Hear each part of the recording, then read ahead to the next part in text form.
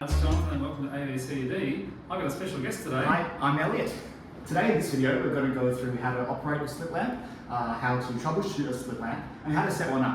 The first thing we need to do is to make sure that the patient is sitting comfortably. So Jonathan, take a seat for me please. And I want you to hold the handlebars here like you're riding a motorbike. You can adjust the height of the table by a little lever here. And now I want you to put your chin onto the metal bar there and ensure the patient has their forehead up against the bar here. You want to make sure that this little line is more or less in line with the lateral canthus.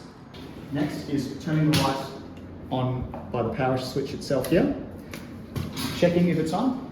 There is usually a dial at the base of the slit lamp that can be utilised to increase the brightness of the slit lamp.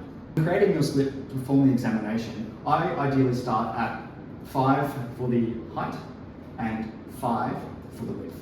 At the top of the slit lamp here in the illuminator, this dial here is for the height of the slit. So you can turn it and that will be the height. I will then go down to the width dial, which is at the bottom. Again, start at around 5 or so. Ideally, you want the illuminator at 20 to 30 degrees. And you can see this little dial here that tells you what your level of degrees are. So I'm going to put it at 30 degrees. It's important to have the appropriate filter on.